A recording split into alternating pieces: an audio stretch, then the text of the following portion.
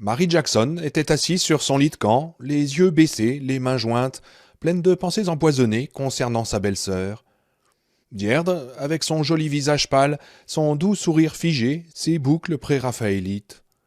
Deirdre, qui ne mangeait pas de viande, c'était cruel, vous savez, mais fumait des joints, oh oui.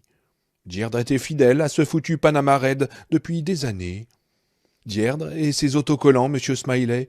Deirdre qui avait fait tuer son frère et enfermer sa belle-sœur dans la cellule d'un bled perdu, dans le couloir de la mort, en fait. Et tout ça parce qu'elle avait la cervelle trop grillée pour se souvenir qu'elle avait laissé de l'herbe sous sa roue de secours. Tu es injuste, répliqua dans sa tête une autre voix plus rationnelle. C'est la plaque d'immatriculation, pas l'herbe. Le flic nous a arrêtés à cause de la plaque. C'était comme l'ange de la mort qui aurait repéré une porte sans la bonne marque dessus. S'il n'y avait pas eu le sachet, il aurait trouvé autre chose. Une fois qu'on avait attiré son regard, on était cuit, c'est tout, et tu le sais. Mais elle ne voulait pas le savoir. Voir les choses de cette façon, comme une sorte d'étrange désastre naturel, était trop horrible. Il valait mieux en accuser l'idiote de sœur de Peter. Imaginez comment punir Deirdre. Un châtiment qui ne soit pas mortel, mais le plus douloureux possible. Les coups de trique, comme on en donnait aux contrevenants à Singapour, lui plaisaient assez, mais elle se voyait aussi enfoncer la pointe d'un talon aiguille dans les petites fesses plates, tellement mode de sa belle-sœur. N'importe quoi pour lui enlever de ses yeux ce regard chambre à louer, le temps de lui crier « Tu as causé la mort de ton frère, pauvre conne, est-ce que tu m'entends ?» et de lire sur son visage que oui, elle comprenait. « La violence engendre la violence, dit-elle à ses mains d'une voix doctorale. Je le sais, tout le monde le sait, mais y penser est si agréable parfois. » Parler toute seule dans ces circonstances lui paraissait tout à fait normal, mais Ralph Carver s'inquiéta. « Quoi » fit-il. Il semblait ailleurs. En fait, terrifiante idée, il donnait presque la même impression de court-circuit ambulant que Deirdre. « Oh, rien, c'est rien, répondit-elle. Elle se leva, et en 2 pas, elle était devant la grille. Elle saisit les barreaux et regarda de l'autre côté. Le coyote était assis devant les restes du blouson de cuir de Johnny Marinville, les yeux fixés sur l'écrivain, comme hypnotisé. « Est-ce que vous croyez qu'il a pu s'enfuir » demanda Ralph. « Vous croyez que mon petit garçon s'est enfui, madame ?»« Oh non, pas madame, Marie. Et je n'en sais rien. Je veux le croire, en tout cas, je peux vous le jurer. Je crois en fait qu'il y a de grandes chances qu'il y soit parvenu. » À condition qu'il ne soit pas tombé sur le flic, ajouta-t-elle en pensée. « Oui, je le crois aussi. Je ne savais pas qu'il prenait ses prières tellement au sérieux, dit Ralph d'un ton d'excuse que Marie trouva curieux dans ces circonstances. Je croyais qu'il s'agissait, je ne sais pas, d'une lubie passagère, mais ça a l'air de tout autre chose. » En effet, dit Marie. « Pourquoi est-ce que tu me regardes comme ça, Bosco » demanda Marinville au coyote. « T'as eu mon blouson, qu'est-ce que tu veux d'autre ?»« Ah, oui, comme si je ne le savais pas. » « Croyez-moi, dit-il à Marie, si un de nous pouvait sortir d'ici, je crois que ce chien galeux ferait demi-tour et... »« Chut !» ordonna Billingsley. « Quelqu'un monte l'escalier. » Le coyote l'entendit aussi. Il quitta Marinville des yeux et se retourna en grognant. Les pas approchèrent, arrivèrent au palier et s'arrêtèrent. Marie ne put jeter qu'un bref coup d'œil à Ralph Carver. Le mélange d'espoir et de terreur qu'on lisait sur son visage était trop horrible. Elle avait perdu son mari, et elle souffrait plus qu'elle ne l'aurait jamais cru possible. Alors que ressentait-on quand toute votre famille vous était arrachée en un après-midi ? Le vent fraîchit, hurlant entre les murs. Le coyote jeta un regard nerveux vers la porte, puis avança lentement de 3 pas, en remuant ses oreilles déchiquetées. « David » appela désespérément Ralph. « David, si c'est toi, n'entre pas. Cette bête attend juste devant la porte. »« À quelle distance ?» demanda une petite voix. C'était lui, son fils. Oui, c'était vraiment lui, stupéfiant. Et le calme de sa voix était plus stupéfiant encore. Marie songea qu'elle devrait peut-être réévaluer le pouvoir de la prière. Ralph était éberlué, comme s'il ne comprenait pas la question, mais l'écrivain comprit. « À environ 1,50 m, dit Johnny, et juste en face. Sois prudent. »« J'ai un revolver, dit David. Je crois que vous feriez bien de tous vous glisser sous vos lits. Marie, mettez-vous aussi près que possible de la cellule de papa. Vous êtes sûr qu'il est juste en face de la porte, monsieur Marinville ? » « Oui, répondit Johnny. « Grandeur nature et 2 fois plus laid, mon ami Bosco. Mais est-ce que tu t'es déjà servi d'un revolver, David? Non, répondit l'enfant.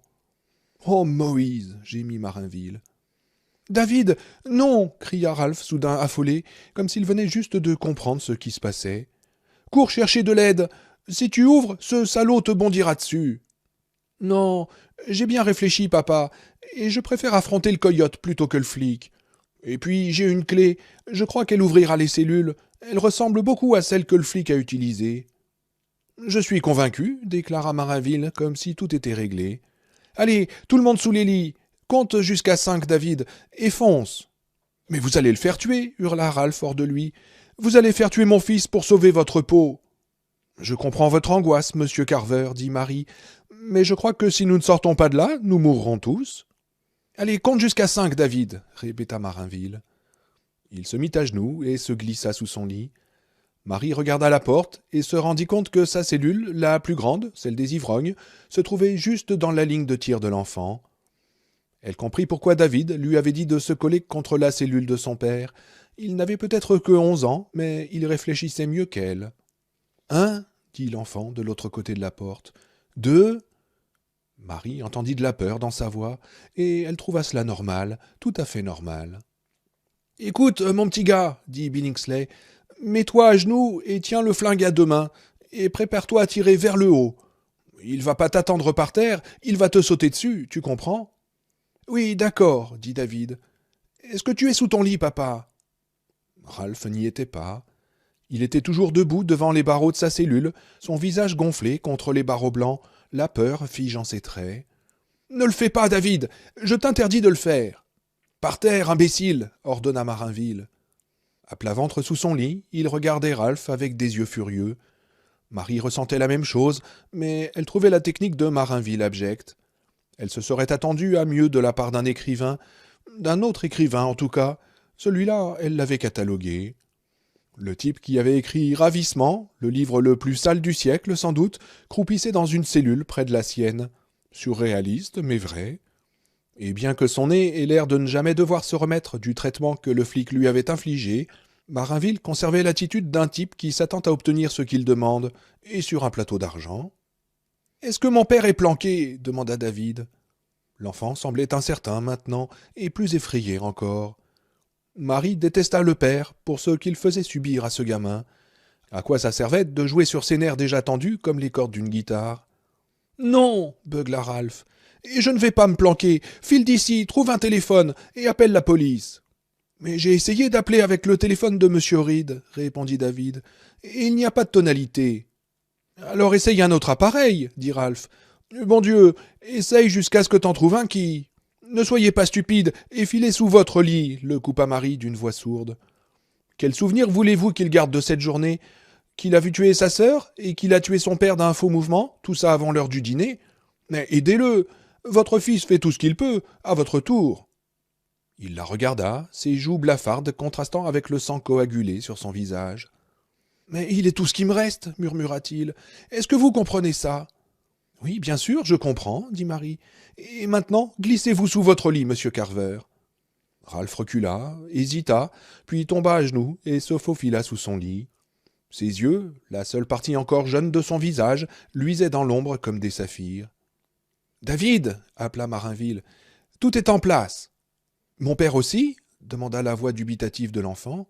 « Oui, je suis sous le lit, » répondit Ralph. « Mais David, fais attention. S'il te saute dessus, ne lâche pas ton arme et essaye de lui tirer dans le ventre. »« Et David » s'inquiéta-t-il soudain d'une voix blanche. « Est-ce que le revolver est chargé? Tu en es sûr ?»« Oui, j'en suis sûr, » répondit David. « Est-ce qu'il est toujours devant la porte ?»« Oui, » répondit Marie. Le coyote s'était même rapproché d'un pas. Il baissait la tête, grognant sans discontinuer comme le moteur d'un hors-bord. Chaque fois que David parlait de l'autre côté de la porte, ses oreilles se tournaient vers lui.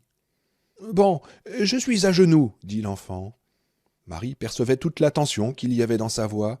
Il eût sans doute suffi d'un rien pour que ses nerfs lâchent, se dit-elle. « Je vais recommencer à compter, » reprit-il. « Et faites attention, il faut que vous soyez le plus loin possible quand j'arriverai à 5. Je ne veux blesser personne par erreur. »« Bien, mais souviens-toi de tirer vers le haut, » dit le vétérinaire. « Pas beaucoup, juste un peu, d'accord ?» Oui, parce qu'il va bondir, dit David. Oui, je m'en souviens. Un, deux. Dehors, le vent tomba un peu. Dans le silence, Marie entendit deux choses très clairement, le grognement du coyote et ses propres battements de cœur dans ses oreilles. Sa vie était entre les mains d'un gamin de 11 ans, armé d'un revolver. Si David tirait et ratait son coup, ou restait paralysé et ne tirait pas du tout, le coyote avait toutes les chances de le tuer. Et alors, quand le flic psychopathe reviendrait, ils mourraient tous. Trois, dit l'enfant, d'une voix si peu assurée qu'elle ressemblait curieusement à celle de son père. Quatre, cinq, et il tourna la poignée. Pour Johnny Marinville, ce fut comme s'il était ramené au Vietnam, où des événements mortels se produisaient à une vitesse qui vous surprenait toujours. Il n'avait pas nourri beaucoup d'espoir pour l'enfant. Le gamin avait toutes les chances d'arroser la pièce de balle sans toucher un poil de Bosco, mais il était leur seule chance. Comme Marie, il avait conclu que s'ils n'étaient pas hors d'ici au retour du flic, ils étaient cuits, et l'enfant le surprit. Pour commencer, il n'ouvrit pas la porte à la volée en la faisant rebondir contre le mur, il la poussa simplement. Il était à genoux, à nouveau habillé, mais les joues encore vertes de savon et les yeux écarquillés. La porte n'avait pas fini de s'ouvrir qu'il avait posé sa main droite sur sa main gauche pour mieux tenir le revolver. Johnny reconnut un 45, une bien grosse arme pour un gamin. Il le tenait devant sa poitrine, le canon légèrement levé. Il arborait un visage solennel, appliqué même. Le coyote, qui ne s'attendait peut-être pas à ce que la porte s'ouvre, en dépit de la voix qu'on entendait derrière, recula d'un demi-pas, puis tendit ses muscles et bondit vers l'enfant avec un grognement. Johnny se dit que c'était ce petit pas en arrière qui avait scellé son destin. Il avait donné au petit garçon le temps nécessaire pour prendre position. Il tira 2 fois, laissant l'arme se redresser avant de viser à nouveau et de presser la détente une seconde fois. Le bruit, dans cet espace clos, fut assourdissant. Le coyote, qui avait sauté en l'air après le premier coup de feu et avant le second, tomba sur David et le renversa par terre. Son père cria et sortit précipitamment de sous son lit.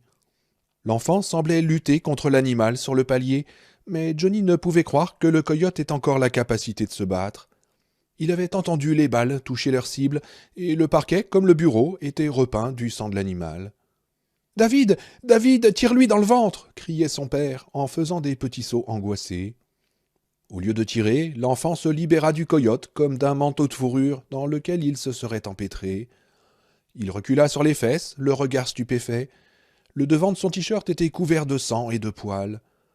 Quand le mur arrêta son dos, il y prit appui pour se relever. Il regarda le revolver, comme ébahi qu'il soit toujours au bout de son bras. « Je vais bien, papa. Calme-toi. Je l'ai eu. Il ne m'a même pas égratigné. » Il se passa la main sur la poitrine, puis sur le bras tenant l'arme, comme pour se le confirmer à lui-même. Il regarda le coyote. Il était encore en vie, haletant, le souffle rauque et rapide, la tête pendant vers la première marche de l'escalier. Au milieu de sa poitrine s'ouvrait un grand trou sanglant.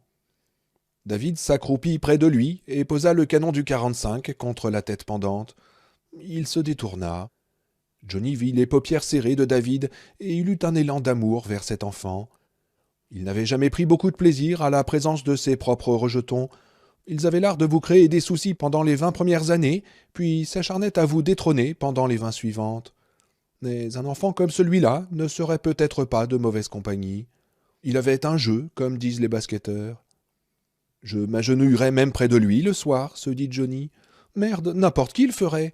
Regarde un peu les résultats. » Arborant toujours cette expression tendue, l'air d'un enfant qui sait qu'il doit manger son foie de veau avant d'aller jouer dehors, David pressa la détente une 3e fois. Le bruit fut aussi fort, mais pas tout à fait aussi perçant. Le corps du coyote tressauta, une gerbe de gouttelettes rouges aussi fines que de la dentelle jaillit au-dessus de la rampe. Le halètement rauque cessa. L'enfant ouvrit les yeux et regarda ce qu'il avait fait. « Merci, mon Dieu, dit-il d'une petite voix sans timbre. Mais ça a été horrible, vraiment horrible. T'as fait du bon boulot, mon gars, dit Billingsley. David se leva et revint lentement vers le bureau. Il regarda son père, et celui-ci lui tendit les bras. David s'approcha de Ralph, qui se remettait à pleurer, et le laissa le serrer maladroitement contre lui, malgré les barreaux qui les séparaient. « J'avais peur pour toi, David. C'est pour ça que je t'ai dit de partir. Tu le sais bien. »« Mais oui, papa, dit David, et il se mit à pleurer lui aussi. Et Johnny se rendit compte que ses larmes n'avaient rien à voir avec la bête, non pas ces larmes-là. La puce, elle était accrochée en bas, et d'autres gens aussi. Je l'ai décrochée, mais j'ai pas pu décrocher les autres. C'étaient des grandes personnes, mais j'ai décroché la puce, et je lui ai chanté une... Il essaya d'en dire plus, mais les mots furent noyés dans des sanglots hystériques et épuisés. Il pressait son visage entre les barreaux, tandis que son père lui caressait le dos, en lui disant de se calmer, que c'était bien, qu'il était certain qu'il avait fait tout ce qu'il pouvait pour Christine, et qu'il avait bien agi. Johnny leur laissa une minute entière à sa montre. Le gosse méritait bien ça, ne serait-ce que pour avoir ouvert cette foutue porte, alors qu'il savait qu'un chien sauvage l'attendait de l'autre côté. Puis il appela l'enfant. David ne bougea pas, si bien qu'il l'appela une seconde fois, plus fort. L'enfant se retourna alors, les larmes coulaient à flots de ses yeux rougis. « Écoute, mon petit gars, je sais que t'en as beaucoup vu, dit Johnny, mais si on sort de là vivant, je serai le premier à te faire un mot de recommandation pour une étoile d'argent. Mais pour l'instant, il faut qu'on parte. Il est possible que le flic soit sur le chemin du retour, et s'il n'est pas loin, il a probablement entendu les coups de feu. Si t'as une idée, il est temps de l'essayer. » David tira le gros trousseau de sa poche et choisit celle qui ressemblait à la clé utilisée par le flic. Il la glissa dans la serrure de la cellule de son père, mais rien ne se passa. Marie poussa un cri de frustration et frappa un barreau de sa cellule du plat de la main. « De l'autre côté, Johnny, retourne là !» David retourna la clé et la glissa à nouveau dans la fente. Cette fois, il y eut un déclic sonore et la porte de la cellule s'ouvrit. « Oui !» s'écria Marie. « Oui !» Ralph sortit et serra son fils dans ses bras, sans barreaux entre eux cette fois. Et quand David l'embrassa sur sa joue gauche gonflée, Ralph Carver poussa un cri de douleur, puis éclata de rire. Johnny trouva que c'était un de ces sons les plus extraordinaires qu'il eût jamais entendus, un son que jamais on ne pourrait expliquer dans un livre.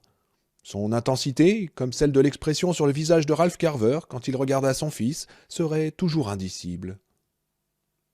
Ralph prit la clé des mains de son fils et ouvrit les autres cellules. Ils sortirent tous et se rassemblèrent dans le bureau. Marie de New York, Ralph et David de l'Ohio, Johnny du Connecticut et le vieux Tom Billingsley du Nevada. Ils se regardèrent avec des yeux de rescapés d'une catastrophe ferroviaire. « Sortons d'ici, dit Johnny. » Il constata que l'enfant avait donné l'arme à son père. « Savez-vous vous en servir, monsieur Carver? Y verrez-vous assez pour tirer ?»« Oui, à vos deux questions, dit Ralph. Allons-y. » Il conduisit le groupe hors de la pièce, tenant David par la main. Marie les suivit, puis Billingsley. Johnny fermait la marche. En enjambant le coyote, il vit que la dernière balle avait presque pulvérisé la tête de l'animal, et se demanda si le père de l'enfant aurait pu le faire. Il se demanda si lui-même aurait pu le faire. Au pied de l'escalier, David leur dit de s'arrêter. Les portes de verre donnaient sur la nuit maintenant. Le vent hurlait à la mort. « Vous n'allez pas le croire, mais c'est vrai, dit l'enfant. » Et il leur décrivit ce qu'il avait vu de l'autre côté de la rue. « Et le busard dormira avec le coyote, dit Johnny, en tentant de voir à travers les vitres. C'est dans la Bible, les Jamaïcains, chapitre 3. « Je ne trouve pas ça drôle, dit Ralph. « En fait, moi non plus, admit Johnny. Il distinguait la forme de bâtiments au dehors et des buissons d'amarante qui tourbillonnaient en l'air, mais c'était tout. Est-ce que cela avait la moindre importance ? Même s'il y avait, devant la mairie du bled, une meute de loups-garous en train de fumer du crack et d'attendre les fugitifs, il ne pouvait pas rester là. Collie Antragian allait revenir, les types comme lui revenaient toujours. « Mais les types comme lui n'existent pas, lui murmura son esprit. Jamais dans l'histoire du monde, il n'y a eu des types comme lui, et tu le sais. Peut-être le savait-il, mais cela ne changeait rien au principe. Il fallait qu'il sorte. « Moi, je te crois, dit Marie à David. « Venez, ajouta-t-elle en regardant Johnny. Allons dans le bureau du chef de la police, ou je ne sais quel titre il avait. »« Pourquoi » demanda Johnny. « Pour y trouver des torches électriques et des armes, répondit Marie. « Vous voulez venir, monsieur Billingsley ?» Il secoua la tête. « Est-ce que je peux avoir les clés » demanda Marie. Ralph les lui tendit, et elle les glissa dans une de ses poches de jean. « Alors, gardez les yeux ouverts, dit-elle. David approuva d'un mouvement de tête. Marie lui tendit la main, prit celle de Johnny, ses doigts étaient glacés, et l'entraîna dans la salle des guichets. Il vit l'inscription à la peinture sur le mur et demanda. « De ces silences, quelque chose peut s'élever. Que croyez-vous que cela signifie ?»« Je n'en sais rien, répondit Marie. Je m'en fiche. Je veux seulement trouver un endroit éclairé, avec des gens, des téléphones, et où on pourra. » Et en parlant, elle pivotait vers la droite, ses yeux passant sans s'arrêter sur les plis d'un rideau vert sous la haute fenêtre. La forme qu'il dissimulait était trop vague pour qu'elle la reconnaisse. Elle vit alors les corps accrochés au mur. Elle arrêta de respirer et se plia en deux, comme si quelqu'un lui avait donné un coup dans le ventre, puis elle voulut prendre la fuite. Johnny la rattrapa, mais pendant un instant, il crut bien qu'elle allait lui échapper. Ce corps menu dissimulait une grande force. « Non !» cria-t-elle. Il la secoua, en partie sous l'effet de l'exaspération, exaspération dont il avait honte, mais qu'il ne pouvait complètement évacuer. « Mais il faut que vous m'aidiez, dit Johnny.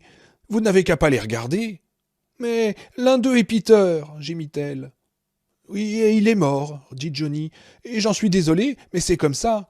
Nous ne sommes pas morts, nous, pas encore en tout cas. Ne le regardez pas, et venez. » Il l'entraîna rapidement vers la porte indiquant chef de la police urbaine, en essayant de réfléchir à la façon dont il devrait procéder. Mais un autre aspect dégoûtant de cette expérience s'imposa à lui. Mary Jackson l'excitait. Elle tremblait dans le cercle de son bras, il sentait la douceur de sa poitrine juste au-dessus de sa main, et il la voulait. La présence du mari, accroché comme un vulgaire manteau juste derrière eux, ne l'empêchait pas d'avoir une érection assez respectable, surtout pour un homme souffrant de la prostate. Terry avait raison depuis le début, je suis un connard. « Allez, venez, dit-il, en la serrant d'une façon qu'il espérait fraternelle. Si ce gosse a réussi à faire ce qu'il a fait, on peut y arriver aussi. Et je sais que vous le pouvez. Reprenez-vous, Marie. »« J'essaye, dit-elle, en inspirant profondément. »« Et c'est pas tout, dit-il.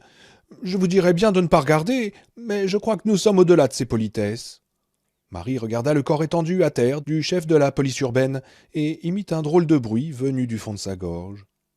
« Le gamin, David, Seigneur Dieu, comment a-t-il pu… » « J'en sais rien, dit Johnny, c'est un sacré gosse. Il a dû faire tomber le shérif de sa chaise en lui prenant ses clés. Vous voulez bien aller à côté, dans le bureau du chef des pompiers? Ça irait plus vite si on s'y mettait tous les deux. »« Oui, dit Marie. »« Et préparez-vous, dit Johnny. Si Bill le pompier était là quand le flic a pété les plombs, il est probablement tout aussi mort que les autres. »« Oh, ça ira, dit-elle. Et prenez ça. » Elle lui tendit les clés, puis gagna la porte indiquant chef des pompiers. Johnny la vit tenter de regarder son mari, puis détourner les yeux. Il hocha la tête et essaya de lui envoyer un encouragement mental. « C'est bien, bonne idée. » Elle tourna la poignée de la porte, puis la poussa du bout des doigts, comme si elle risquait d'être piégée. Elle regarda à l'intérieur et laissa échapper l'air qu'elle retenait dans ses poumons. Elle leva les pouces à l'intention de Johnny.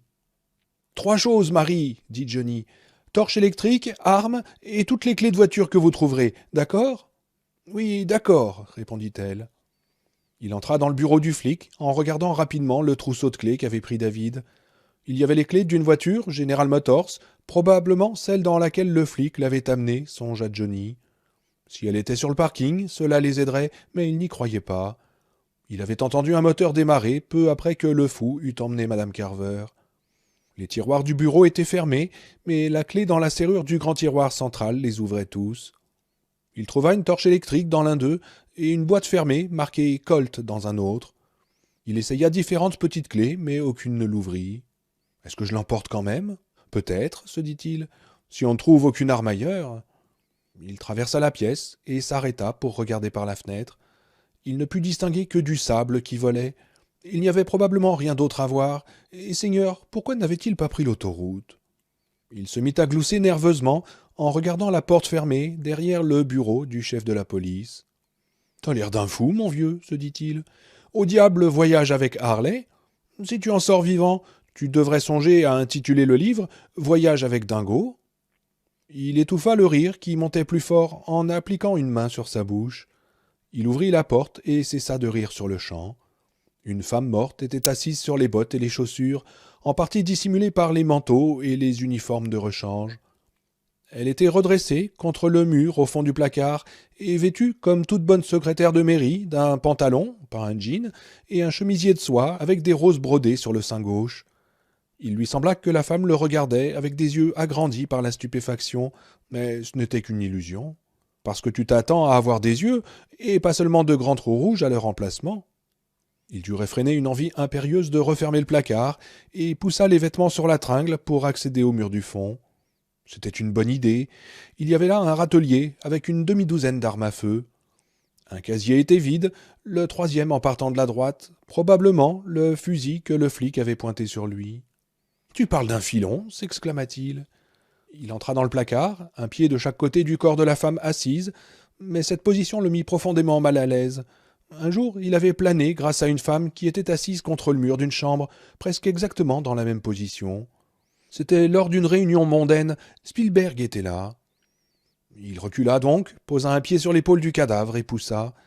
La femme glissa lentement, toute raide, vers la droite, ses énormes orbites rouges semblant le fixer avec surprise, comme si elle se demandait comment un homme aussi cultivé que lui, le lauréat d'un prix littéraire national quand même, pouvait pousser du pied une dame dans un placard. Ses cheveux noirs suivirent plus lentement, retenus par le mur. « Désolé, madame, dit-il, mais c'est mieux pour nous deux de cette façon, croyez-moi. » Un câble fixé au mur par un cadenas et passé dans les pontets retenait les armes. Johnny espéra qu'il aurait plus de chance pour trouver la clé de ce cadenas qu'il en avait eu pour celle de la boîte du Colt. La troisième clé qu'il essaya ouvrit le cadenas. Il enleva d'un geste le câble des pontets, si brutalement qu'une des armes tomba par terre, un Remington 30-06. Il le rattrapa et se retourna. Marie était là.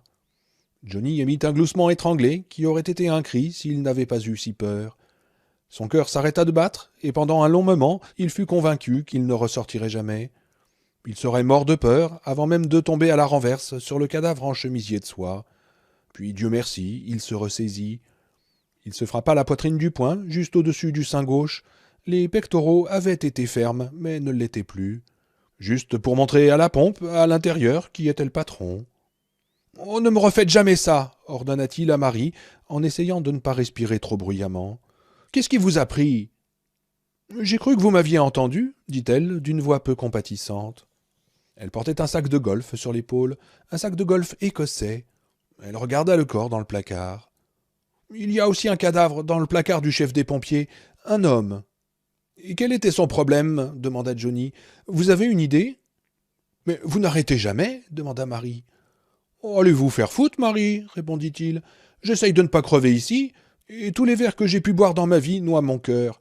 Bon sang, ce que vous m'avez fait peur. Ouais, je suis désolé, dit-elle, mais il faut qu'on se dépêche. Il risque de revenir n'importe quand. Tiens, une idée qui ne m'a jamais traversé ce qui me sert de cerveau, dit Johnny. Allez, prenez ça, et faites attention. Il lui tendit le 30-06, en pensant à une vieille chanson de Tom Waits. Les plombs à corneilles noires d'un 30-06, chantait Waits de sa voix enrouée de vampire, vous hachent comme du petit bois. Pourquoi faire attention? Il est chargé? Demanda Marie. Oh, je ne me souviens même plus comment on le voit, dit Johnny. J'ai fait un tour au Vietnam, mais c'était en tant que journaliste, et c'était il y a longtemps en tout cas. Depuis, je n'ai plus vu tirer que sur un écran de cinéma, alors on y réfléchira plus tard, d'accord? Elle le glissa maladroitement dans son sac de golf. J'ai trouvé 2 torches, dit-elle. Elles marchent toutes les deux, et l'une est très puissante. C'est bien, dit-il, en lui tendant celle qu'il avait trouvée. Le sac était encore accroché derrière la porte, dit Marie. Le chef des pompiers, si c'était lui, enfin, un des clubs était planté dans son crâne, très profond. Il était comme embroché. Johnny prit encore un fusil à canon rayé, un fusil de chasse et une carabine. Si le coffre ennoyé par terre sous le râtelier contenait les munitions, comme il le pensait, ce serait parfait. Il y aurait un fusil ou une carabine pour chacun des adultes. Le gosse pourrait reprendre le 45 du shérif. Ou n'importe quelle arme, après tout, ce qu'il voudrait. Jusque-là, du moins, seul David Carver avait démontré qu'il pouvait en utiliser une en cas de besoin. « Je suis désolé que vous ayez dû voir ça, » dit-il en aidant Marie à mettre les armes dans le sac de golf. Elle secoua la tête avec impatience, comme si ça n'avait rien à voir avec le problème. « Et vous imaginez la force qu'il faut pour faire une chose pareille ?» demanda Marie. « Pour enfoncer le manche d'un club de golf dans le crâne de quelqu'un, et dans son cou jusqu'à la poitrine, pour pousser jusqu'à ce qu'il ne reste plus que la tête qui sort comme un petit chapeau. »« Mais j'en sais rien, dit Johnny. Une très grande force, je pense. Mais apparemment, Antragian est fort comme un orignal. » Un orignal, en effet. Mais maintenant qu'elle le voyait sous ce jour, cela semblait encore plus étrange. « Moi, c'est le degré de violence qui me fait le plus peur. la férocité. La femme dans le placard, elle n'a plus Dieu, n'est-ce pas? Non, en effet, dit Johnny. Et la petite fille des Carver, ce qu'il a fait à Peter, lui tirer comme ça dans le ventre 5 fois. Les gens là-bas qui sont accrochés comme des cerfs après la chasse. Vous comprenez ce que je veux dire? Oui, bien sûr, dit-il. Et tu n'as même pas idée du reste, Marie. Ce n'est pas seulement un tueur en série, c'est la version Bram Stoker du docteur Dolittle. Elle regarda nerveusement autour d'elle quand une rafale de vent particulièrement forte s'abattit sur l'immeuble. Oh, peu importe où nous irons, pourvu que nous sortions d'ici. Allez, venez, pour l'amour de Dieu. Oui, d'accord, dit Johnny. Juste 30 secondes, vous voulez bien? Il s'agenouilla près des jambes de la femme, dans l'odeur du sang et du parfum, et fouilla de nouveau dans le trousseau de clés. Il les avait presque toutes essayées quand la serrure du coffre s'ouvrit enfin. C'était bien une réserve de munitions.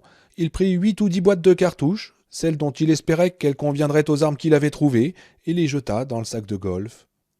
« Je ne pourrai jamais porter tout ça, dit Marie. « Oh, ne vous en faites pas, dit Johnny, je m'en charge. » Sauf qu'il en fut incapable. Plein de honte, il se rendit compte qu'il ne pouvait même pas soulever le sac de golf du sol, et encore moins passer la sangle sur son épaule. Si cette garce ne m'avait pas fait aussi peur, et il ne put s'empêcher de rire de lui-même. Mais oui. Et qu'est-ce qui vous fait sourire? Demanda Marie d'un ton agressif. Rien, dit-il en reprenant un visage grave. Tenez, prenez la sangle et aidez-moi à le tirer.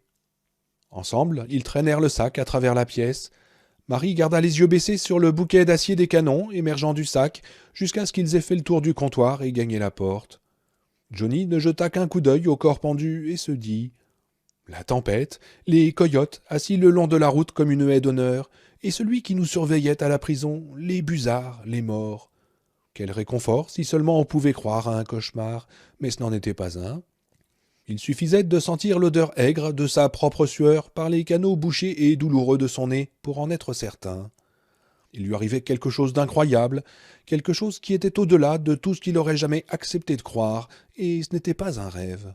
« C'est bien, ne regardez pas, dit-il, essoufflé. « Oh, je ne regarde pas, n'ayez crainte, répondit-elle.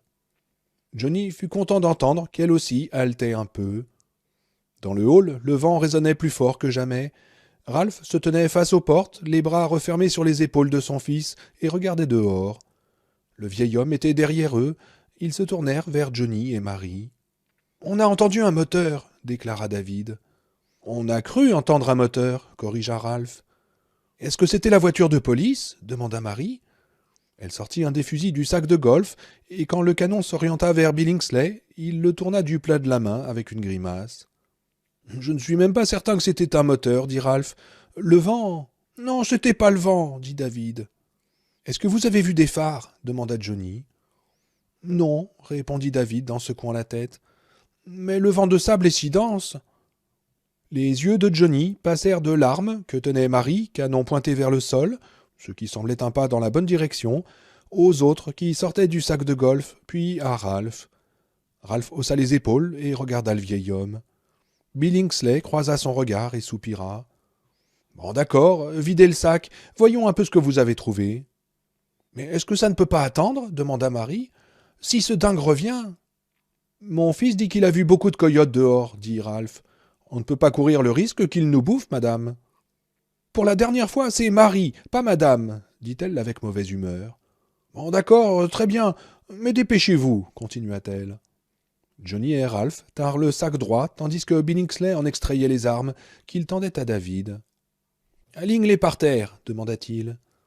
L'enfant le fit, les posant les unes à côté des autres au pied de l'escalier.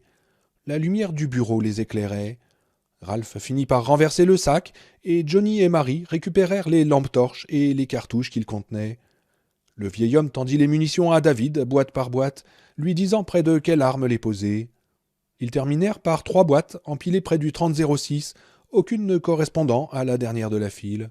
« Vous n'avez rien pris pour la Mossberg ?» dit Billingsley. « C'est pourtant une bien belle carabine, mais il faut du calibre 22. Vous ne voulez pas retourner voir si vous trouvez du 22 ?»« Oh non !» dit Marie. Johnny la regarda d'un air irrité. Il n'aimait pas les femmes qui répondaient à sa place, et puis il laissa tomber. Elle avait raison. « On n'a pas le temps, dit Johnny. On va l'emporter de toute façon. Il y aura bien quelqu'un en ville qui aura du 22. Prenez-le, Marie. Non, merci, dit-elle froidement, en choisissant le fusil de chasse que le vétérinaire avait identifié comme étant un Rossi calibre 12. Si on doit l'utiliser comme une matraque et non comme une arme à feu, il vaut mieux que ce soit un homme qui s'en serve, ne trouvez-vous pas? Ainsi donc, elle l'avait piégé, et embotté. Salope, se dit Johnny, et il aurait aussi bien pu le dire à haute voix, malgré la présence du mari suspendu à une patère, si David Carver n'avait crié à cet instant. Un camion! Il ouvrit une des portes vitrées donnant sur l'extérieur. Ils entendaient le vent depuis un certain temps, et ils sentaient l'immeuble de briques dans lequel ils se trouvaient trembler sous ses assauts, mais aucun d'entre eux ne s'attendait vraiment à la férocité du souffle qui arracha la porte des mains de David si violemment qu'elle heurta le mur et se brisa. Les papiers punaisés, au tableau dans l'entrée, se soulevèrent, certains se détachèrent et tourbillonnèrent dans l'escalier comme de grandes chauves-souris blanches. Du sable s'engouffra et se colla au visage de Johnny, qui leva une main pour se protéger les yeux et se cogna le nez. Il hurla de douleur. « David !» cria Ralph. Il s'élança pour rattraper son fils par son t-shirt, mais il était trop tard. L'enfant avait filé dans l'obscurité mugissante, sans penser au risque qu'il courait. Et soudain, Johnny comprit ce qui avait fait bondir David, des phares. Des phares qui, en tournant, avaient balayé la rue de droite à gauche, comme s'ils étaient montés sur un cardan. Le sable voltigeait dans les rayons mouvants. « Hé !» cria David en agitant les bras. « Hé, vous, dans le camion !» Mais les phares s'éloignaient. Johnny ramassa une des torches électriques et courut après les Carver. Le vent l'assaillit, le fit tituber, et il s'accrocha au chambranle de la porte pour ne pas tomber. David avait couru jusqu'au milieu de la route.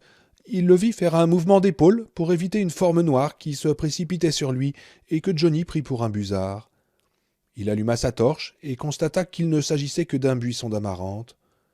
Il dirigea sa torche vers les feux arrière du camion qui s'éloignait et décrivit un arc de cercle, les yeux presque fermés pour éviter le sable. La lumière semblait bien fragile dans l'obscurité épaissie par le sable. « Hé, oh !» criait David. Son père était derrière lui, revolver à la main. Il tentait de regarder dans toutes les directions à la fois, comme un garde du corps qui, sent un danger, menaçait le président. « Hé, revenez !» criait-il. Les feux arrière disparaissaient vers le nord, en direction de la nationale 50. Le clignotant dansait dans le vent, et Johnny ne put qu'apercevoir le camion qui s'éloignait et la lueur bégayante. Il y avait un panneau à l'arrière, avec une inscription qu'il n'avait pas pu lire à cause du sable dans l'air. « Retournez à l'intérieur !» cria-t-il. « Il est parti !» L'enfant resta sur place un moment encore, les yeux fixés sur l'endroit où les feux rouges avaient disparu. Il avait les épaules voûtées. Son père lui prit la main. « Allez, viens, David, on n'a pas besoin de ce camion. On est dans une ville. On trouvera quelqu'un pour nous aider et... » Mais il ne termina pas sa phrase. Il venait de voir ce que Johnny avait déjà remarqué. La ville était plongée dans l'obscurité. Cela ne pouvait signifier qu'une chose. Les gens se cachaient, ils savaient ce qui se passait et ils se planquaient en attendant l'arrivée de la cavalerie. C'était assez logique, mais ce n'était pas ainsi que Johnny le ressentit. Au fond de son cœur, cette ville était pour lui un cimetière. David et son père revinrent vers le perron, l'enfant baissant la tête, effondré, l'homme regardant toujours autour de lui d'un air inquiet. Marie les attendait à la porte, et Johnny la trouva extraordinairement belle, avec ses cheveux qui volaient autour de sa tête. « Le camion, Johnny ? Il y avait quelque chose dans ce camion, tu n'as pas trouvé ?» dit la voix de Terry. Des hurlements s'élevèrent dans l'obscurité venteuse. Ils paraissaient moqueurs, comme des rires, et semblaient venir de partout à la fois. Johnny les entendit à peine. Oui, il y avait quelque chose à propos de ce camion qui, à coup sûr, oui, sa taille, l'inscription, son allure, même dans l'obscurité et le sable. Quelque chose qui... « Oh merde !» s'écria-t-il. Et il porta les mains à sa poitrine, non pour calmer son cœur cette fois, mais pour y chercher une poche qui n'y était plus. Il revit alors le coyote secouant le si beau blouson de motard, arrachant la doublure, éparpillant le contenu des poches aux quatre coins de la pièce, y compris... « Quoi ?» demanda Marie, qui s'inquiétait de l'expression de son visage. « Qu'est-ce qu'il y a ?»« Vous feriez mieux de tous rentrer ici, jusqu'à ce que j'aie chargé ces flingues, leur dit Billingsley, à moins que vous vouliez vous faire tuer. » Mais c'est tout juste si Johnny entendit l'un ou l'autre. Les lettres à l'arrière du camion qui s'éloignait dans l'obscurité venteuse pouvaient bien être celles du rider. C'était logique, non ? Steve Ames le cherchait. Il avait fait une incursion dans Désolation, n'avait rien trouvé, et il quittait maintenant la ville pour aller voir ailleurs. Johnny bondit à l'intérieur, passant devant Billingsley, stupéfait, à genoux, en train de charger les armes, et monta 4 à 4 vers leur ancienne prison, priant le dieu de David Carver que son téléphone cellulaire soit encore intact. Si tout est normal, si on a la sensation que tout est normal, avait dit Steve Ames, on tentera de faire notre déclaration ici. Mais si on voit que quoi que ce soit nous semble bizarre, on file sur Ellie à toute vitesse. Et tandis que le rider attendait sous le feu clignotant, qui marquait l'unique croisement de Désolation, Cynthia saisit la manche de Steve. « C'est le moment de partir pour Ellie, dit-elle, en montrant par la fenêtre la rue partant vers l'ouest. « Les bicyclettes un peu plus loin, tu les vois ? Ma vieille grand-mère disait toujours que des bicyclettes en pleine rue sont un très mauvais présage, comme casser un miroir ou oublier un chapeau sur un lit. Un très mauvais présage. »« Ta grand-mère disait ça ?» demanda Steve. « En fait, je n'ai jamais eu de grand-mère, dit Cynthia. De grand-mère que j'ai connue, en tout cas. Mais réfléchis un peu, qu'est-ce qu'elles font là ? Pourquoi est-ce que personne ne les a mises à l'abri de la tempête ? Tu vois pas à quel point tout ça est bizarre ?» Il regarda les bicyclettes que le vent avait couchées par terre, puis plus loin, à l'ouest. « Oui, mais les gens sont chez eux, il y a des lumières. » Oui, elle vit bien des lumières dans certaines maisons, mais elle en trouva la répartition aléatoire, en quelque sorte. « Il y avait aussi des lumières dans le baraquement de la mine, dit-elle. Et puis, regarde bien, la plupart des maisons sont éteintes. Et pourquoi, crois-tu ? Demanda-t-elle avec un petit ton sarcastique qu'elle n'aimait pas, mais ne pouvait réprimer. Tu crois peut-être que la plupart des pecnos du coin ont loué un bus pour aller voir les cons de Désolation jouer la finale contre les enfoirés d'Austin, la grande bataille du désert, un événement qu'ils attendaient de... Hé, mais qu'est-ce que tu fais ? La réponse était évidente, il prenait vers l'ouest. Un buisson d'amarante roula droit sur le camion, comme s'il sortait de l'écran dans un film en 3 dimensions. Cynthia poussa un cri et leva un bras devant sa tête. Le buisson heurta le pare-brise, rebondit, égratigna le toit du camion et continua sa route. « Oh, c'est idiot, dit-elle, et dangereux !» Il lui jeta un rapide coup d'œil, sourit et hocha la tête. Elle aurait dû lui en vouloir de sourire à un moment pareil, mais ce ne fut pas le cas. Il était difficile d'en vouloir à un homme dont le visage pouvait s'illuminer ainsi, et elle savait que c'était justement là son problème. Comme Gerd Kincho du foyer aimait à le dire, ceux qui ne tirent pas les leçons du passé sont condamnés à les revivre. Elle ne pensait pas que Steve Ames soit le genre d'homme à utiliser ses poings contre une femme, mais ce n'était pas la seule manière pour un homme de blesser une femme. Il les blessait aussi en leur souriant si joliment qu'il les amenait à les suivre jusque dans la gueule du loup, et en général avec une casserole à la main. « Et si tu sais que c'est dangereux, reprit-elle, pourquoi est-ce que tu le fais, monsieur de Lubbock ? » « Parce qu'il faut qu'on trouve un téléphone qui marche, dit Steve, et parce que je ne fais pas confiance à mes intuitions, parce qu'il fait presque nuit et que j'ai la plus belle trouille de toute ma vie. Je ne veux pas me laisser déborder. Écoute, laisse-moi seulement vérifier dans 1 ou 2 maisons. Tu peux rester dans le camion. »« Ah, tu parles que je... Hé, regarde là !» Elle montrait une clôture de bois qui avait été renversée et gisait sur la pelouse d'une petite maison à colombage. Dans la lueur des phares, il était impossible de discerner la couleur de la maison, mais elle n'eut aucun mal à voir les traces de pneus sur la clôture renversée. On ne pouvait pas les rater. « Un ivrogne au volant, dit Steve. J'ai déjà vu 2 bars, sans même en chercher. » Une idée idiote, songea Cynthia, mais elle aimait de plus en plus son accent du Texas. Encore un mauvais présage. « Mais allons, Steve, redescends sur terre !» Des hurlements de coyotes s'élevèrent dans la nuit, comme en réponse au vent. Elle se rapprocha de lui. « Oh, Seigneur, je déteste ça. Et qu'est-ce qu'ils ont ?»« Je n'en sais rien, dit Steve. Il se traînait à moins de 15 km à l'heure pour pouvoir s'arrêter avant de rouler sur quoi que ce soit que les phares révéleraient au dernier moment. C'était pas bête, mais ce qu'elle aurait trouvé plus intelligent encore, ça aurait été un rapide demi-tour et une pointe de vitesse pour quitter ce bled. « Steve, tu peux pas savoir comme j'ai hâte d'arriver dans une ville avec des néons, des enseignes de banque et des revendeurs de voitures d'occasion ouverts toute la nuit. »« Oui, je te comprends, dit Steve. »« Non, tu ne me comprends pas, pensa-t-elle. Quand les gens disent « je te comprends », c'est presque jamais le cas. »« Laisse-moi juste voir dans cette maison, celle-là seulement, et ensuite on se tire, » dit-il en se rangeant dans l'allée d'une maison de style campagnard sur le côté gauche de la rue. Ils avaient fait peut-être 400 mètres depuis le croisement, et Cynthia distinguait encore les feux clignotants à travers le sable qui tourbillonnait. Les lumières étaient allumées dans la maison que Steve avait choisie. Certaines brillantes correspondaient probablement à un salon, d'autres plus tamisées et plus jaunes filtraient à travers les 3 vitres oblongues de la porte d'entrée. Il releva son bandana sur sa bouche et son nez, puis ouvrit la porte du camion en la tenant fermement pour que le vent ne la lui arrache pas des mains. « Reste là, dit-il. »« Oh oui, compte là-dessus, dit-elle. » Elle ouvrit sa propre porte et le vent la lui arracha des mains, mais elle était dehors avant qu'il ait rien pu dire d'autre. Une rafale chaude la poussa en arrière, la déséquilibrant. Elle se retint à la carrosserie, le sable lui piquait les lèvres et les joues, et elle grimaça jusqu'à ce qu'elle ait réussi à remonter son bandana.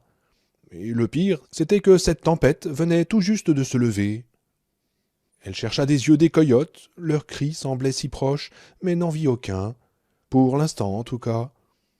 Steve montait déjà les marches du porche. Mal protecteur, tu parles. Elle le suivit, grimaçant à chaque fois que le vent la giflait et la faisait osciller sur ses talons. On se conduit comme des personnages de mauvais films d'horreur, se dit-elle avec dépit. On reste alors qu'on sait qu'on devrait partir. On va voir là où on n'a rien à faire. C'était vrai, mais n'est-ce pas de cette façon que les gens se conduisent en général ? N'était-ce pas la raison pour laquelle, quand Richie Judkins était rentré d'une humeur vraiment massacrante et obsédé par son oreille, la petite demoiselle Cynthia était toujours là ? N'était-ce pas la raison pour laquelle toutes ces horreurs arrivaient dans le monde ? Les gens restaient alors qu'ils savaient parfaitement qu'ils auraient dû fuir. Ils continuaient alors qu'ils auraient dû couper les ponts et se sauver. N'était-ce pas, en dernière analyse, la raison pour laquelle tant de gens aiment les mauvais films d'horreur ? Parce qu'ils reconnaissent l'enfant terrorisé qui refusait de quitter la maison hantée, même après que le meurtrier s'en était pris à lui. Steve était sur le porche, dans la tempête et les tourbillons de sable. Tête baissée, bandana claquant au vent, il sonnait à la porte. Il sonnait à la porte comme s'il allait demander à la maîtresse de maison s'il pouvait entrer et expliquer les avantages des compagnies privées de téléphone comparées au réseau national. Oh non, c'en était trop. Cynthia le poussa si brutalement qu'il faillit se retrouver sous le porche, assis dans les buissons, et saisit la poignée. La porte s'ouvrit. Elle ne pouvait voir la moitié inférieure du visage de Steve à cause du bandana, mais la stupéfaction qu'elle lut dans ses yeux quand elle pénétra dans la maison lui suffit amplement. « Hé !» cria-t-elle. « Y a quelqu'un ? Tapis à vendre, très beau et pas cher, les gars !» Aucune réponse, mais un bruit étrange venait d'une porte ouverte sur la droite, une sorte de sifflement. Elle se tourna vers Steve. « Tu vois, il n'y a personne. Allez, partons !» Mais il s'engagea dans le couloir en direction du bruit. « Non !» chuchota-t-elle d'un air féroce en le retenant par le bras. « Non, non, ça suffit maintenant !» Il se dégagea sans même la regarder. Ces hommes, ces foutus bons hommes, ces connards de chevaliers si héroïques. Et il continua sa route. « Bonjour, dit-il, pour que si quelqu'un voulait le tuer, il sache exactement où il se trouvait. » Cynthia avait la ferme intention de ressortir et de remonter dans le camion. Elle attendrait 3 minutes, montre en main, et s'il n'était pas ressorti, elle démarrerait et partirait. Il pouvait en être sûr. Mais elle le suivit dans le couloir. « Y a quelqu'un » demanda Steve. Il s'arrêta juste avant la porte ouverte. Peut-être lui restait-il une once de bon sens, et risqua un coup d'œil rapide à l'intérieur de la pièce. « Il y a... » Mais il s'interrompit. Le drôle de sifflement était de plus en plus fort, une sorte de sifflement saccadé, presque comme... Elle regarda par-delà le bras de Steve. Elle ne voulait pas regarder, mais elle ne put s'en empêcher. Steve était tout blanc au-dessus du bandana, et ce n'était pas bon signe. Non, pas un sifflement, pas vraiment, un bruit de crécelle. C'était la salle à manger. La famille était sur le point d'entamer le repas du soir, mais pas le repas de ce soir, elle le vit sur-le-champ. Il y avait des mouches qui zonzonnaient au-dessus du rôti, dont certaines tranches nourrissaient déjà des colonies d'asticots. Autour du maïs à la crème, solidifié dans son plat, la sauce formait une masse gélatineuse. 3 personnes étaient à table, une femme, un homme et un bébé dans une chaise haute. La femme portait encore le long tablier dans lequel elle avait fait la cuisine, et le bébé un bavoir où était écrit « Je suis un grand garçon maintenant ». Il était un peu de côté, derrière sa tablette sur laquelle attendaient plusieurs tranches d'orange. Il contemplait Cynthia avec un sourire figé dans un visage violacé. Ses yeux sortaient de ses orbites boursouflées comme de grosses billes de loto. Ses parents étaient tout aussi boursouflés, et elle vit toute une série de trous sur le visage de l'homme, petits, presque comme les piqûres d'une seringue hypodermique, dont 2 sur le côté du nez. Sur la table, plusieurs grands serpents à sonnettes glissaient entre les plats en remuant le bout de leur queue. Tandis qu'elle regardait, le haut du tablier de la femme se gonfla, et pendant un instant, Cynthia la crut encore en vie, en dépit de son visage violacé et de ses yeux fixes. Elle crut qu'elle respirait. Puis la tête triangulaire d'un serpent sortit de son encolure à volant, et de minuscules yeux noirs la regardèrent. Le serpent ouvrit la bouche et siffla, sa langue s'agita. Il y en avait d'autres. Des serpents par terre, sous la table, s'enroulaient autour des chaussures de l'homme mort. Des serpents plus loin, dans la cuisine. Elle en voyait un, énorme, des écailles en forme de losange sur le dos, qui se déplaçaient sur le plan de travail en formica, sous le four à micro-ondes. Plusieurs, par terre, se dirigeaient vers eux, et vite. « Mais cours !» se cria-t-elle, et elle découvrit qu'elle ne pouvait pas bouger, comme si ses chaussures étaient collées au sol. Les serpents étaient ceux qu'elle détestait le plus au monde.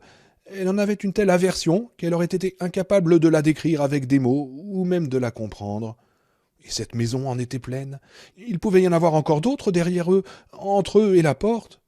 Steve la poussa en arrière, quand il comprit qu'elle était pétrifiée de terreur. Il la souleva dans ses bras, et partit en courant vers la nuit, par-delà le seuil, comme un jeune marié, mais en sens inverse. « Steve, Steve, est-ce que t'as vu ?» La portière du côté de la jeune fille était toujours ouverte, et il la jeta à l'intérieur du camion, avant de contourner l'avant en courant pour monter de son côté. Il regarda, à travers le pare-brise, le rectangle lumineux de la porte d'entrée, puis il regarda Cynthia. Ses yeux étaient exorbités au-dessus du bandana. « Ah oui, bien sûr que j'ai vu, dit-il. Tous les serpents de la planète étaient là, et ils venaient tous vers nous. »« Je n'ai pas pu courir, dit-elle. Les serpents me font si peur. Je suis désolé. »« Non, c'est de ma faute, dit Steve. C'est moi qui nous ai entraînés là-dedans. » Il passa la marche arrière et recula par à-coups jusqu'à la rue, pivotant pour que l'avant du camion pointe vers l'est, vers les bicyclettes par terre, la clôture écrasée et le feu dansant au croisement. « On retourne sur la nationale 50, si vite que tu vas en avoir le tournis. »« Ils étaient là, hein ?» demanda-t-il en la regardant avec une perplexité horrifiée. « Je veux dire, j'ai pas eu une hallucination, ils étaient bien là. »« Oh oui, dit Cynthia, mais maintenant, pars, Steve, allez, file !» Il accéléra, mais pas au point de les mettre en danger, et elle admira la façon dont il se contrôlait, surtout qu'à l'évidence, lui aussi était en état de choc. Au feu, il tourna à gauche et prit au nord par la route qu'ils avaient empruntée pour venir.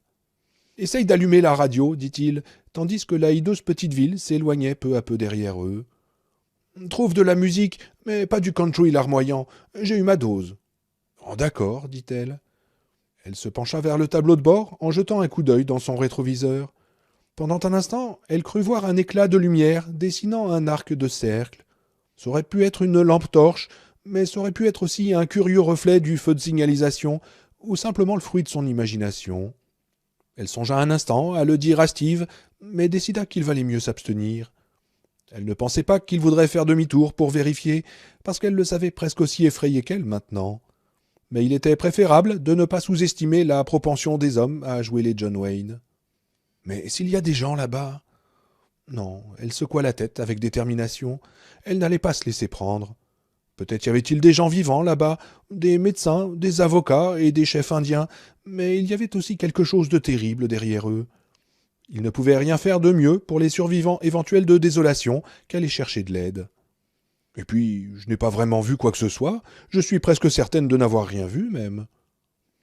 Elle alluma la radio, et un véritable tir de barrage lui répondit sur toute la gamme d'ondes quand elle tourna le bouton. Elle éteignit. « Je crois qu'il faudra t'en passer, Steve.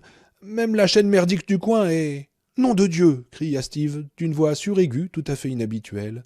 « Qu'est-ce que c'est que ce putain de... »« Mais je ne vois rien, dit-elle. » Et puis elle vit quelque chose devant eux, une forme gigantesque qui se dressait dans les tourbillons de sable avec d'énormes yeux jaunes. Elle posa les mains sur sa bouche, mais pas assez vite pour étouffer son cri. Steve écrasa le frein des 2 pieds, et Cynthia, qui n'avait pas mis sa ceinture, fut projetée contre le tableau de bord. Elle eut juste le réflexe de lever les bras pour s'éviter une bosse à la tête. « Dieu du ciel !» dit Steve, d'une voix un peu plus normale. « Comment diable cette chose a-t-elle pu arriver sur la route ?»« Mais qu'est-ce que c'est ?» demanda Cynthia. Elle le savait, avant même que la question sorte de sa bouche. Pas une monstruosité style Jurassic Park, sa première idée, pauvre gamine, et pas non plus une gigantesque machine de chantier. Ce n'avait d'ailleurs pas non plus d'énormes yeux jaunes. Ce qu'elle avait pris pour des yeux n'était que le reflet de leur propre phare dans une vitre. C'était une caravane, sur la route, bloquant la route. Cynthia regarda sur sa gauche et vit que la clôture entre la route et le camp de caravaning avait été renversée. 3 des caravanes, les plus grosses, n'étaient plus là, comme en témoignaient les socles de ciment vides sur lesquels elles avaient été posées. Ces caravanes étaient maintenant en travers de la route, la plus grande devant, les 2 autres derrière, comme un mur secondaire, élevé au cas où la première ligne de défense serait enfoncée. Une de celles-ci était le vieil Airstream rouillé sur lequel se dressait naguère l'antenne satellite du camp de caravaning du Serpent à sonnette. La parabole gisait maintenant en bordure du parc comme un gros enjoliveur. Elle avait été retenue au passage par un fil à linge, et pantalons et chemises l'entouraient comme des drapeaux fous. « Fais le tour, dit-elle. »« Mais je ne peux pas, dit Steve. Le fossé en bordure de route est trop profond de ce côté. Et du côté parc aussi. »« Mais si, tu peux le faire, dit-elle, en dissimulant le tremblement dans sa voix. « Et tu me dois bien ça. Je suis allé avec toi dans cette maison. »« Oh, d'accord, d'accord. » Il tendit la main vers le levier de vitesse, et il allait probablement passer en première quand sa main se figea. Il inclina la tête. Elle entendit une seconde plus tard, et sa première pensée affolée fut « Ils sont là ? Oh Seigneur, ils sont entrés dans le camion !» Pour les serpents. Mais ce n'était pas pareil. C'était un son dur et vrombissant, presque comme un morceau de papier pris dans un ventilateur. Quelque chose tomba devant eux, dans l'air agité, quelque chose qui ressemblait à une grosse pierre noire, qui heurta le pare-brise suffisamment fort pour y faire une tache opaque au point d'impact, et envoyer de longues craquelures argentées dans toutes les directions. Du sang, il paraissait noir, avec cet éclairage, macula la vitre comme de l'encre. Il y eut un vilain crash-crunch quand le kamikaze s'écrasa, et pendant un moment, elle vit un de ces impitoyables yeux mourants qui la regardaient. Elle cria de nouveau, cette fois sans tenter d'étouffer le bruit dans ses mains. Il y eut un autre choc, celui-là au-dessus de leur tête. Elle leva les yeux et vit le toit un peu enfoncé. « Steve, sors-nous de là !» cria-t-elle. Il mit les essuie-glaces en marche, et un des balais entraîna le busard écrasé vers les bouches d'aération. Il resta coincé là, comme une drôle de tumeur avec un bec. L'autre essuie-glace étala du sang et des plumes en forme d'éventail sur la vitre. Du sable vint immédiatement se coller à cette purée dégoûtante. Steve pressa le bouton du gicleur, et le pare-brise s'éclaircit un peu vers le haut, mais la partie inférieure demeura en l'état, la carcasse de l'oiseau mort empêchant les balais de faire leur office. « Steve !» fit Cynthia. Elle entendit le nom sortir de sa bouche, mais ne put le sentir. Ses lèvres étaient engourdies, et son ventre lui parut tout à fait vide. Pas de foie, pas d'intestin, juste un espace creux rempli par un vent d'orage. « Sous la caravane ! Ça sort de sous la caravane ! Tu les vois ?» Elle montra du doigt, et il vit. Le sable glissait en travers du macadam, en lignes orientées est-ouest, qui ressemblaient à des doigts crochus. Plus tard, si le vent continuait avec cette puissance, ces petites dunes prendraient la taille d'un bras, mais pour l'instant, ce n'étaient que des doigts. Sortant de sous la caravane, en rang, comme l'avant-garde d'une armée en marche, ils virent un bataillon de scorpions. Elle n'aurait su dire combien il y en avait, comment l'aurait-elle pu, alors qu'elle avait peine à croire qu'elle les voyait. Moins de 100, probablement, mais des dizaines quand même, des dizaines. Il y avait des serpents parmi eux et derrière eux qui ondulaient, décrivant en déesses, glissant par-dessus les rides du sable avec l'aisance de mocassins traversant une mare. « Ils ne peuvent pas rentrer, calme-toi, ils ne peuvent pas rentrer !» Non, et peut-être ne le voulaient-ils pas, peut-être n'était-ce pas leur but. Le but était peut-être... Retentit alors un de ces bruits de fouet sur le flanc du camion, cette fois, de son côté, et elle s'inclina vers Steve. Elle se recroquevilla contre Steve, son bras droit levé pour se protéger le visage. Le busard heurta la vitre du passager comme une bombe qu'on aurait remplie de sang au lieu de substance explosive. Une des ailes du busard claqua faiblement sur le pare-brise et l'essuie-glace en arracha un morceau. « C'est bon, lui cria-t-il, en riant presque et en lui entourant les épaules de son bras. « C'est bon, ils peuvent pas rentrer. »« Mais si, ils le peuvent, lui cria-t-elle. « Les oiseaux peuvent, si on reste ici. Si on leur en donne le temps, et les serpents, les scorpions. »« Quoi ? Qu'est-ce que tu dis ? Est-ce qu'ils pourraient pas faire des trous dans les pneus ?»« Elle revoyait le camping-car sur la nationale, tous ses pneus crevés, le camping-car et l'homme au visage violacé dans la maison, au visage grêlé, des séries de trous allant par paires, des trous si petits qu'ils ressemblaient presque à du poivre moulu. Oui, ils pourraient, non? S'ils étaient assez nombreux et qu'ils piquaient et mordaient tous ensemble, ils pourraient. Mais non, dit Steve, avec un petit jappement qui se voulait un rire. Des petits scorpions de 10 centimètres de long et des aiguillons pas plus gros qu'une écharde, tu veux rire? Mais le vent tomba un peu, et sous eux, déjà sous eux, ils entendirent des bruits de grattement. C'est alors que Cynthia comprit quelque chose qu'elle aurait voulu ignorer. Il ne croyait pas ce qu'il disait. Il l'aurait bien voulu, mais il n'y croyait pas.